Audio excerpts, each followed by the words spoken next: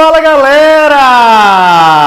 Alô você meu colega, alô você minha colega! Vamos hoje para o primeiro Prepara Conhecimentos Específicos de 2025. Aqui eu quero discutir questões importantes com você e que te ajudarão, tenho certeza, a gabaritar conhecimentos específicos na SEDU. Por quê, pessoal? Porque conhecimentos específicos, para que ele se torne um diferencial para você, você precisa se apropriar da maior nota possível. Lá, você precisa tirar mais de 90% da prova para que você fique ali como um destaque em conhecimentos específicos e isso atue em seu favor. Então, nossa meta é essa em conhecimentos específicos, te ajudar a fazer isso, com a resolução de questões, com o debate da banca aqui no nosso Prepara Conhecimentos Específicos e, claro, te ajudar também a fazer um estudo de caso de excelência em português, porque você sabe que na última prova de 2022 o estudo de caso foi brabo, enfim. Nossa, foi brabo demais, né? Então, o nosso objetivo é esse. Então vem comigo que eu vou te mostrar coisas muito legais desde hoje. E você sabe como foi escolhido o tema da aula de hoje? O tema da aula de hoje foi escolhido a partir de uma enquete no nosso grupo de estudos exclusivo para professores de português. Minha gente, se você não está lá, nem preciso dizer nada, né? Clica aí no link, vai lá, ele vai te jogar lá para um grupo do WhatsApp que a gente divulga desafios. Então eu coloco questões, às vezes da banca, às vezes feitas por mim e comento essas questões, posto materiais, dou dicas de estudo. Então é um grupo gratuito para você vir comigo. É um grupo gratuito para você realmente entender do que eu estou falando. Beleza? Para você realmente aí se tornar um professor de português que vai estar na SEDU em 2025 e que vai ter aí um conhecimento suficiente para que português seja um grande destaque para você, tá bom? Além disso, minha gente, você já me seguiu nas redes sociais? @Prof. Gui Fonseca no Instagram e aqui, se inscreva no canal, é muito importante, minha gente, para ajudar o nosso trabalho a continuar e também para cada vídeo que eu postar você ser lembrado. O Guilherme postou um vídeo novo, aparece uma notificaçãozinha no seu celular, tá bom? Então vem, que o tema escolhido para a aula de hoje foi literatura. E eu entendo, que esse tema foi escolhido porque muitas vezes você é professor de ensino fundamental e não está ligado no que pode cair na área de literatura, não trabalha com literatura há mais tempo. E aí, quero dizer para você que a FCC faz diversas cobranças diferentes sobre literatura. E é essa abordagem que eu vou seguir aqui com você, tá bom? Primeiro eu quero te apresentar a parte do edital que trata de literatura. Ele já sinaliza e delimita algo importante para nós. Ele delimita que o que ele vai cobrar é a literatura feita no Brasil, é a literatura brasileira. Então eu não preciso me preocupar aqui com a literatura portuguesa. Há editais que cobram literatura portuguesa, o nosso não cobra, vai focar no Brasil. Primeiro item aqui, pessoal, já é um item importante, que é a linguagem literária. Guilherme, é só eu saber conotação? Não. O que ele está te avisando aqui é que quando a gente olha o nome de todas essas escolas literárias, às vezes a gente pensa que o que a FCC vai cobrar é você decorar a característica. E se você for com esse pensamento para a prova, minha gente, infelizmente você vai se dar mal. É claro que pode existir uma questão ou outra que ele peça para você identificar as escolas literárias a partir de características? Pode. Pode ser que ele peça para você identificar uma característica de uma escola literária? Pode. Mas esse é um dos tipos de questão que aparece. Um dos grandes tipos de questão que aparece em linguagem literária é você saber interpretar literatura. Então, quando ele fala aqui em linguagem literária, é a competência de se interpretar o texto literário. E isso é muito importante, pessoal. E como que você faz isso, Guilherme? Interpretando. Você só consegue treinar interpretação se você treinar muito interpretação. Então você precisa pegar poemas, você precisa entender os poemas. Não basta você reconhecer característica, né? Você precisa entender o que aquele poema quis dizer, o que aquele poema expressou. Eu preciso pegar lá um poema de Gregório de Matos e saber interpretar, porque a banca vai me cobrar, minha gente, vai por mim. Vai haver questões lá que a banca vai cobrar a sua interpretação literária. E aí depois ele vai para as escolas. Veja bem, aí ele segue uma linha historiográfica mesmo, né? A linha cronológica das escolas no Brasil. O barroco no Brasil, o arcadismo, o romantismo, e aí ele destaca a poesia e a prosa, o realismo-naturalismo no Brasil, o parnasianismo, o simbolismo, a virada para o modernismo, né? Ou seja, o que é essa revolução artística no início do século XX? São as vanguardas europeias. Olha como é importante a gente interpretar isso, pessoal, que são as vanguardas europeias. Eu não sei se você lembra, mas o último estudo de caso, lá na prova de 2022, perguntava de uma vanguarda europeia. Ah, Guilherme, mas isso não está no edital. Tá sim. Revolução artística do início do século XX significa a influência das vanguardas europeias no Brasil, tá bom?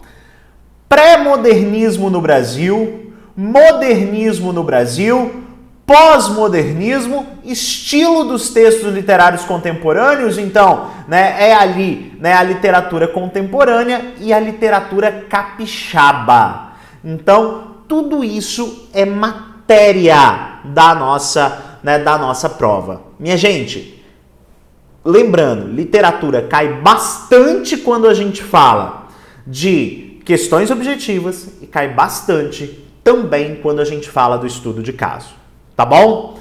Vamos lá, vem, que eu vou te apresentar hoje os 3 tipos de questão que são mais cobrados quando a gente fala da área de literatura, tá bem?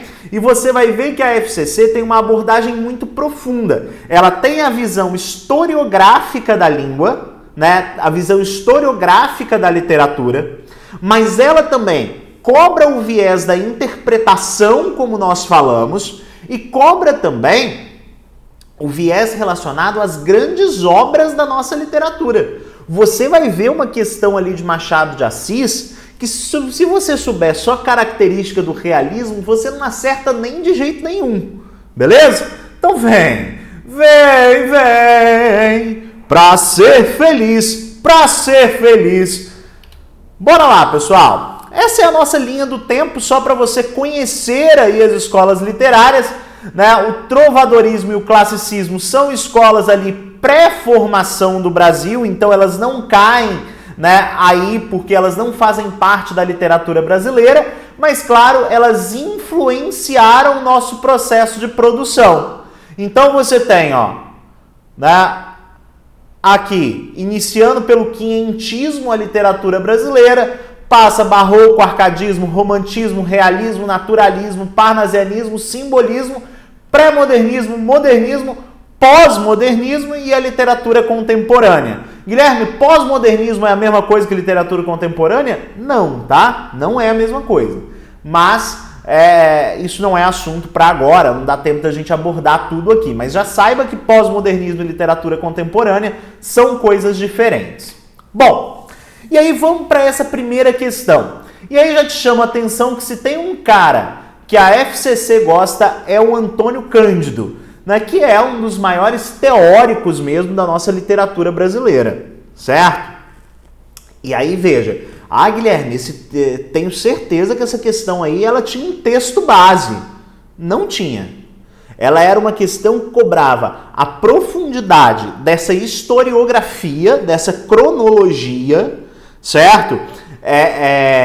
Mas ela não tinha um texto base, ela só usa uma contextualização que você vai ver aqui do próprio Antônio Cândido. Olha bem, o crítico Antônio Cândido, considera que nossa literatura só passou a existir como sistema, ou seja, com uma articulação dinâmica entre autores, obra e público, plenamente constituída a partir do século do Iluminismo. O que leva esse crítico a considerar que... Vamos lá, minha gente. Então, o que a banca está falando aqui?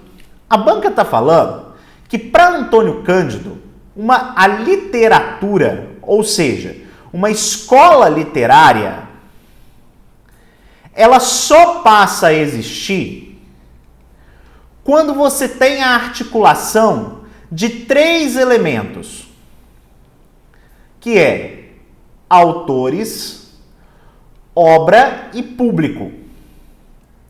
E lá na sua obra, A Formação da Literatura Brasileira, que é excelente, eu recomendo muito a leitura para você entender profundamente como foi a formação da literatura no nosso país. É claro que eu não recomendo agora que você está estudando para concurso, mas para ser um professor melhor, minha gente. Para ser um professor que realmente domine aquilo que está falando. Então, vamos lá.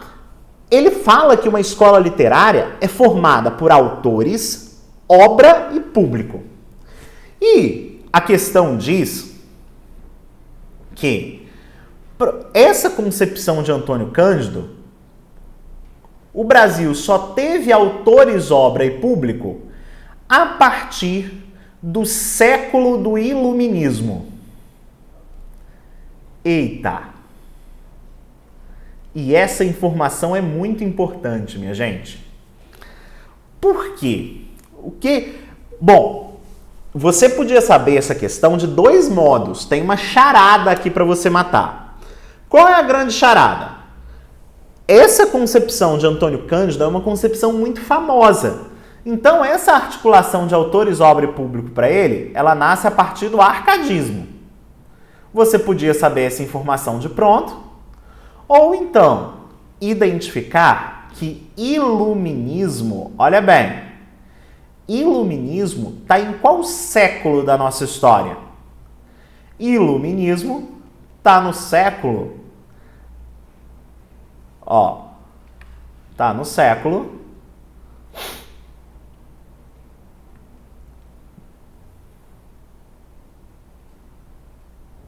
XVIII. Certo? Então, se o iluminismo está no século XVIII, pessoal, o que a gente vai considerar aqui? Qual foi a escola que vigorou no século XVIII? No século XVIII, vigorou o arcadismo, certo? Então, é esse o raciocínio que você tem que ter. É esse o raciocínio que te fazia matar a charada da questão. É uma questão profunda. Ela cobra de você esse conhecimento cronológico e esse conhecimento, né, da teoria literária. Repare. Guilherme, eu poderia imaginar que iluminismo é o século das luzes e aí relacionar com o arcadismo, que foi uma escola racional? Poderia. Aí você vem de outras coisas, outras associações que você pode fazer na sua mente. Mas reconhecer aqui no enunciado que ele está falando do arcadismo vai ser um avanço muito grande para a questão. Você vai ver. Olha bem. O que leva esse crítico a considerar que nossa literatura representou-se como sistema a partir dos textos escritos pelos missionários e viajantes do início do período colonial. Missionários e viajantes, minha gente, remete à ideia do quientismo, que tinha lá a literatura de viagens e a literatura de catequese. Repare uma coisa, aqui pelo sentido você mata que não é a. Minha gente, se o cara é missionário e viajante, ele tem público leitor formado? Não. Então você não pode dizer que a literatura começou a vigorar a partir do quientismo. Errado. Tal articulação dinâmica só deu a ver seus primeiros sinais com a ficção nacionalista de José de Alencar e de Machado de Assis. Minha gente, os principais autores dos movimentos não tem jeito. A gente vai precisar saber. José de Alencar, ele é o maior autor romântico de prosa, né? O maior autor romântico de prosa. Então ele é do romantismo. E Machado de Assis é do realismo. Então olha só, deixa eu só já te falar uma coisa. Você vai ver isso com a próxima questão, mas, minha gente, você tem que ir para a prova de conhecimentos específicos com a cabeça protegida, viu? Porque vai cair Machado. Escreve o que eu tô te falando. Então, ó, não bate com essa cronologia, né?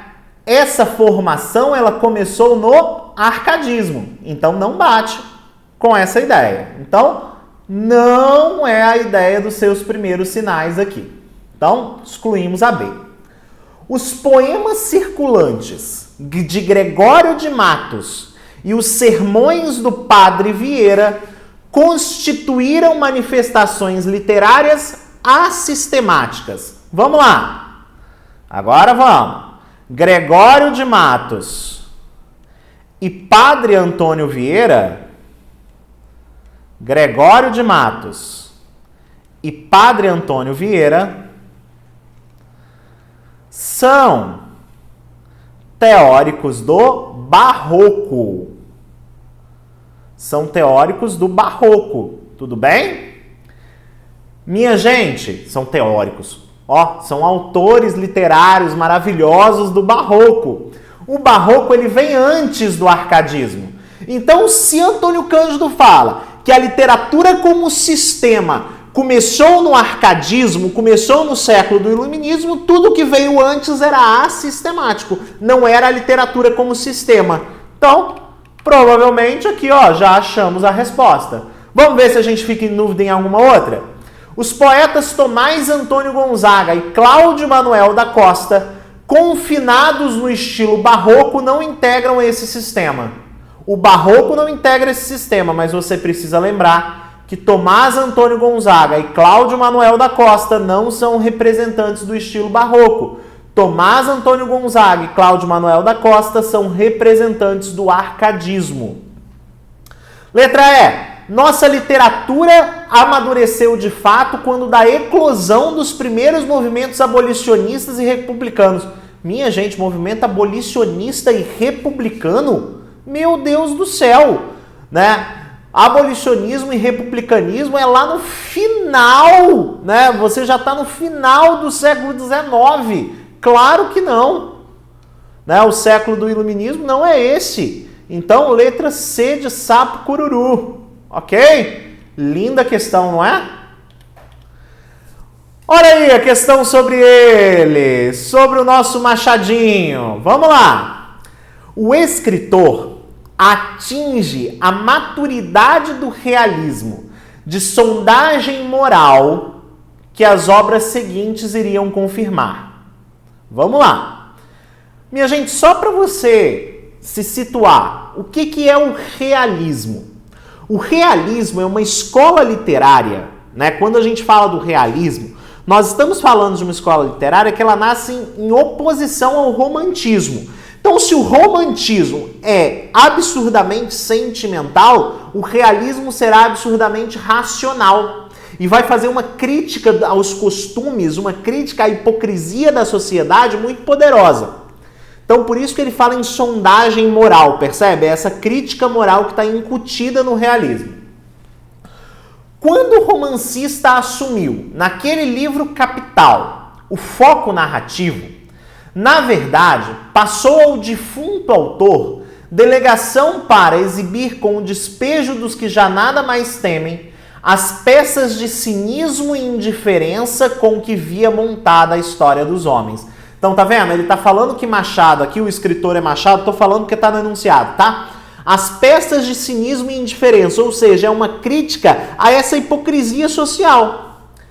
A revolução dessa obra, não vou comentar o defunto autor porque ele é a resposta da questão, tá bom?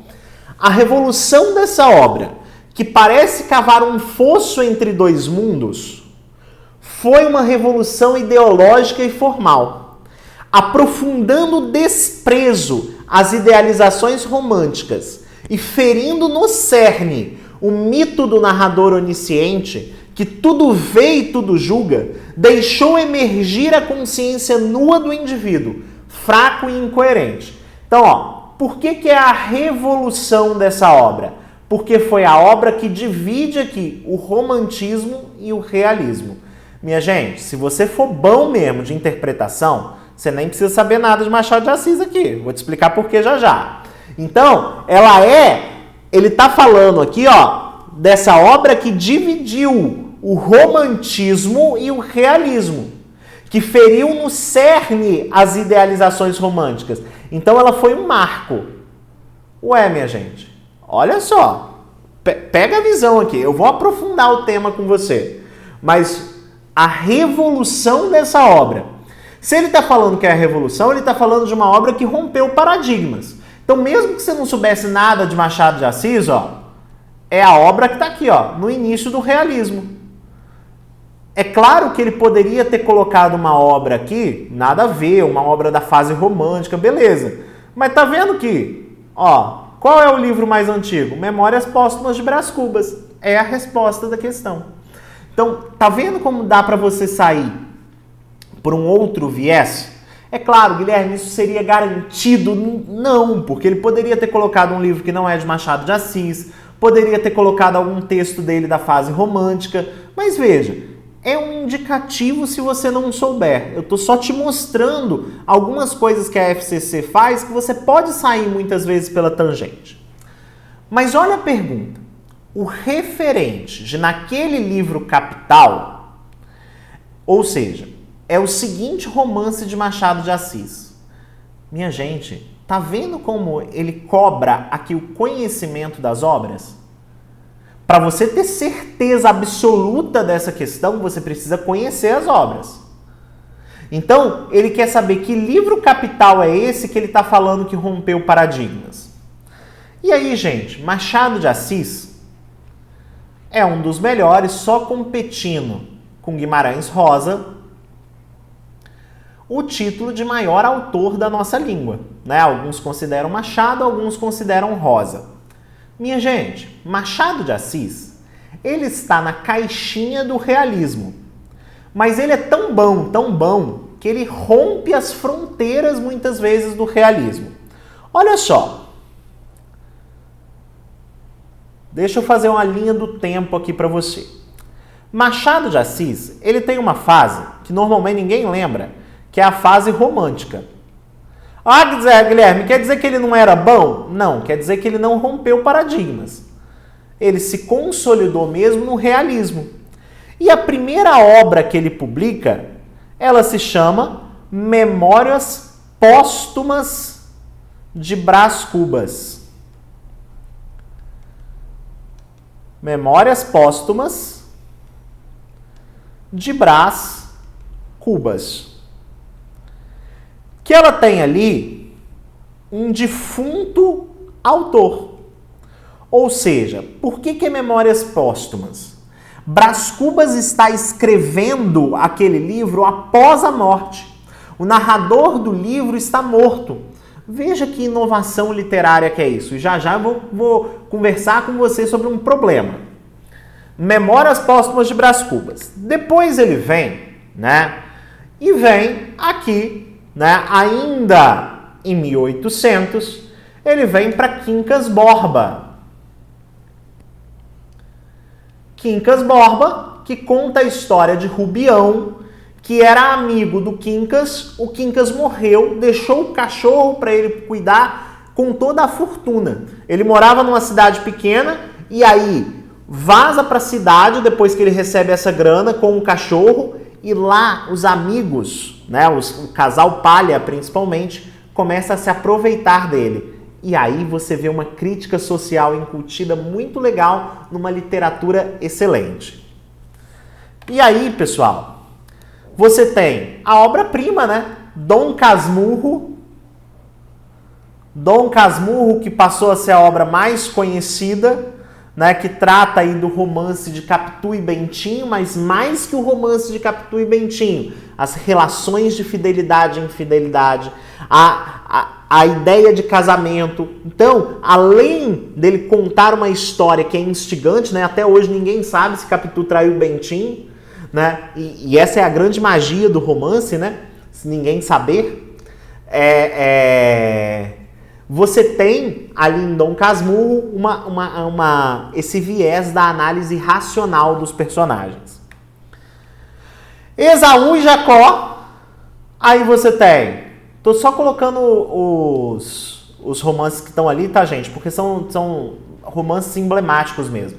Esaú e Jacó, que faz uma referência aí à Bíblia, né? São os filhos de Isaac e Rebeca, que ele transporta, ele atualiza esses filhos com Pedro e Paulo, que são os irmãos aí que representam dois mundos diferentes. E Relíquias de Casa Velha, que é o único livro que foge ao padrão aqui, porque Relíquias da Casa Velha é um livro de contos, né? Um livro de contos, poemas, anotações, enfim, é um livro diferente, né? Não é um romance Relíquias da Casa Velha. Por que eu falo com vocês? Só vou dar uma palhinha nisso aqui, tá, pessoal? Não o objetivo não é dar uma aula sobre isso, mas por que Machado de Assis ele rompe com os padrões? Por que a gente coloca Machado de Assis na caixinha do realismo, mas ele fura a caixinha do realismo de tão genial que ele é? Ele fura essa caixinha do realismo. Repare, o primeiro romance que ele fez... pensa, realismo, vou combater a idealização, vou combater o romantismo. Aqui, é análise psicológica, aqui você vai ver verdade no negócio. Primeiro romance que o cara faz, ele bota um defunto autor. Minha gente, isso é aí uma prova de que Machado de Assis fura os padrões. Tem um texto sobre isso, você acha na internet, se você quiser se aprofundar, chamado O Problema do Realismo em Machado de Assis. Em Machado de Assis. É de um autor chamado Gustavo Bernardo. É muito legal esse texto. Minha gente, quero te apresentar, antes da gente ir para a próxima questão, o nosso curso de conhecimentos específicos, né? Hoje eu gravei a primeira aula de literatura dele, tá linda, né? Com todo o conteúdo, né? O curso é dividido em 5 partes, né? Quais são as 5 partes? As 5 partes do edital. Literatura, linguagem e interação. Guilherme, vai ter até literatura capixaba? Vai. Linguagem e interação. Vai ter leitura e produção de textos. Leitura e produção. Análise linguística e estudo de caso. Isso é como é dividido o curso. Certo? E além disso, pessoal, você ao adquirir o curso, você ganha 4 aulões de resolução de exercícios. Essa resolução de exercícios vai ser, além de exercícios objetivos, exercícios de estudo de caso. Então você vai resolver comigo ao vivo tanto exercícios objetivos quanto de estudo de caso, né? Já tem todas as datas pré-agendadas, né? Tá bem organizadinho. O curso eu tô postando para criar um cronograma de estudo para você. Então assim, tudo bem organizadinho para você fechar a prova. Então é um curso que me pediram, eu estou muito orgulhoso de estar fazendo esse curso, né? Não estou parando de gravar, minha gente. Estou gravando mais de 10 aulas por dia para te entregar um curso top, tá bom? Um curso que não vai não vai abranger todos os aspectos do edital. Você não vai correr atrás de nada. Guilherme, quanto custa esse curso? Esse curso custa R$220. Guilherme, é caro, minha gente. Se você for parcelar lá, dá uma parcela menor, você consegue parcelar para uma parcela menor, se não me engano, é 12 de 22 mesmo. 12 de R$22, minha gente. Eu deixei o parcelamento em até 12 vezes para você.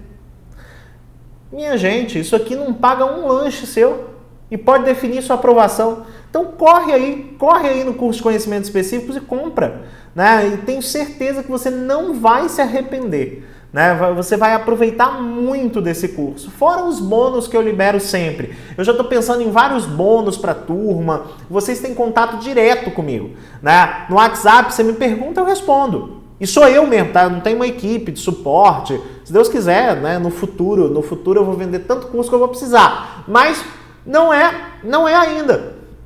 Não é ainda um suporte, não é ainda outra pessoa que te responde, sou eu. Então eu te mando áudio, eu te ajudo. Então assim, é realmente para que você cresça. É realmente para que você consiga ser um professor de português da rede estadual. Então pensa em adquirir, vou deixar o link aí embaixo para você. Vamos lá, última questão aqui, agora uma questão de interpretação de poemas. Repare, um poema aqui contemporâneo. Para responder a questão, considere o texto abaixo. Uma dúvida que você pode ter aí. Guilherme, todas essas questões que você está colocando aqui nessa aula são da FCC? São, tá bom? Todas essas questões são da FCC. Poeminha fulminante, para Flávia e Lígia. Relampa, relampadeja, relampeja, relampagueia, relampeia, relampadeia. E enquanto a luz não esclarece as letras, o raio que me parta chega. Olha só, pessoal, coisas que você já precisa reparar aqui, tá bom? Vão reparando comigo isso aqui. Aqui ele brinca com um artefato linguístico, que é a conjugação de relampear, que poderia ser relampadejar também, tá bom? Os dois verbos estão certos, tá?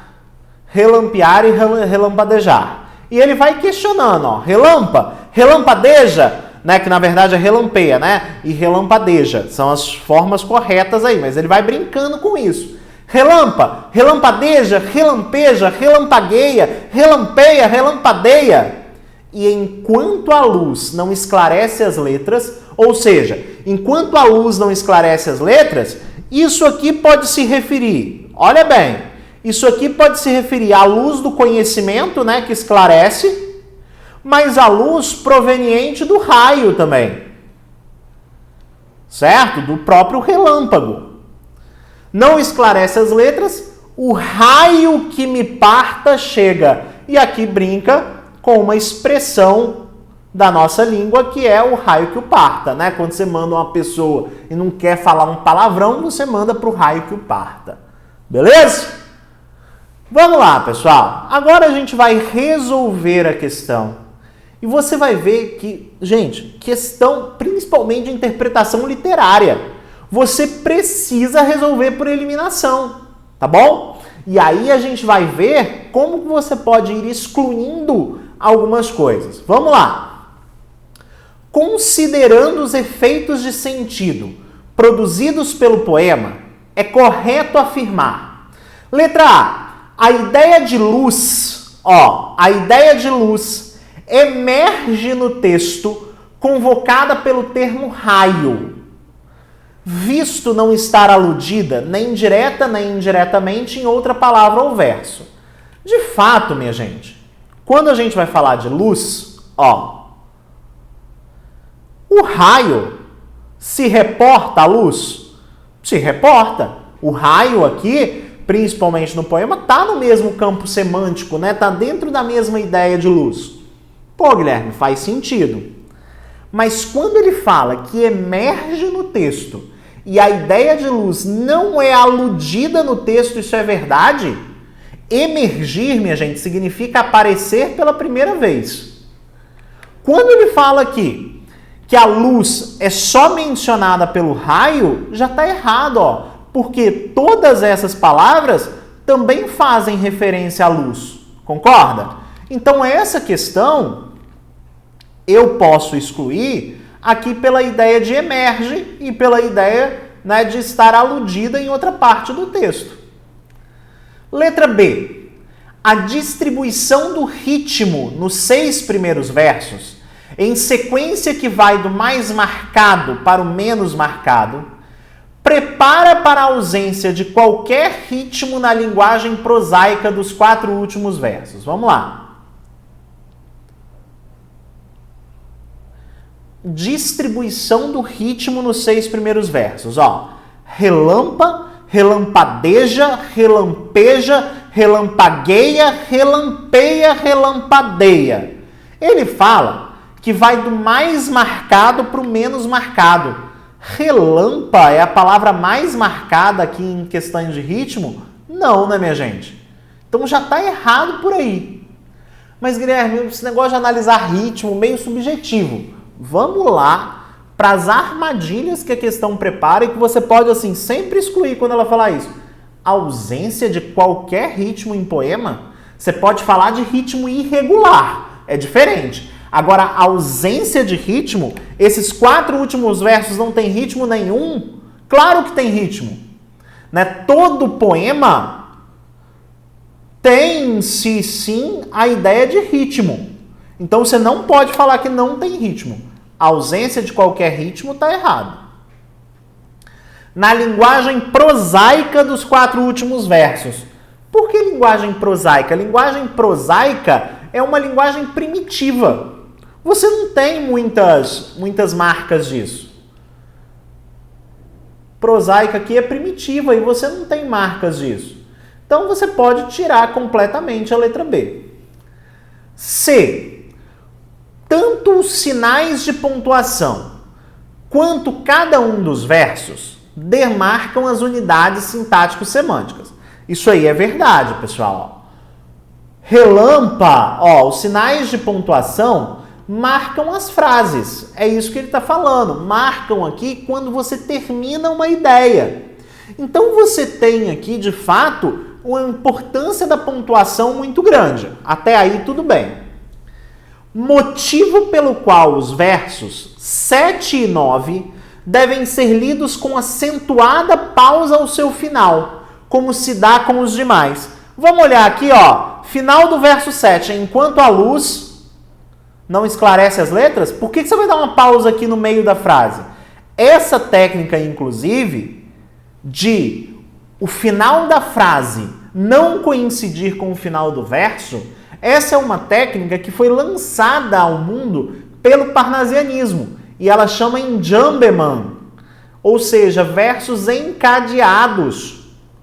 Então não é para você dar uma grande pausa ao final. Se eu for declamar o poema, enquanto a luz não esclarece as letras, o raio que me parta chega. De novo aqui, o raio que me parta chega, eu vou ler. O raio que me parta chega. Não faz sentido. Então não existe essa pausa ao final. D. A correlação estabelecida nos 4 últimos versos poderia ser corretamente associada a fulminante se na superfície do texto o adjetivo não caracterizasse poeminha. Vamos lá. A correlação estabelecida nos últimos versos poderia ser corretamente associada a fulminante. O que é fulminante, minha gente? É aquilo que acaba. Por exemplo, quando eu falo que teve um infarto fulminante, quer dizer que a pessoa morreu. É um infarto que acabou com a vida dela, que fulminou, que acabou. Então, poeminha fulminante é o poema que acaba, né? É o poema que representa ali o fim. E por que é fulminante? Justamente porque ele termina com essa ideia do raio que me parta. Certo? O raio que me parta, o raio que me faz morrer, o raio final chega. Então, esses 4 versos finais estão relacionados, sim, com a ideia de fulminante. Então, não é uma suposição. O adjetivo caracteriza a poeminha, mas também está relacionado aos 4 últimos versos. Show? Portanto, letra E tem que estar certa, né, minha gente?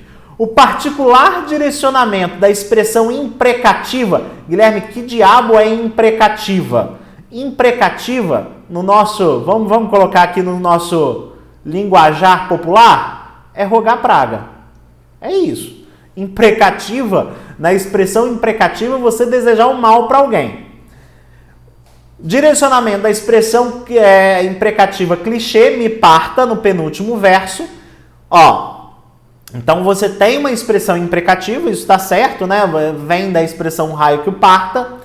Exemplifica a atitude estética. Ver e tratar de modo peculiar o que se tem à disposição no mundo. Ou seja, qual é a atitude estética do poeta? O que o poeta tem como concepção de arte que a gente tirar daí? Ele aproveita expressões que existem na sociedade para fazer arte. Ele se aproveita do que se tem à disposição no mundo para tratar a arte de modo peculiar. Certíssimo, minha gente. Letra E. E lembra sempre, minha gente, se você pode sonhar, você pode fazer. Deixa seu comentário aí para mim. Gostou da aula? Deixa seu comentário, comenta um pouquinho aí o que você achou da aula de hoje. É muito importante para mim, tá bom? Me segue lá nas redes sociais. Um beijo e eu volto na próxima. Valeu, galera!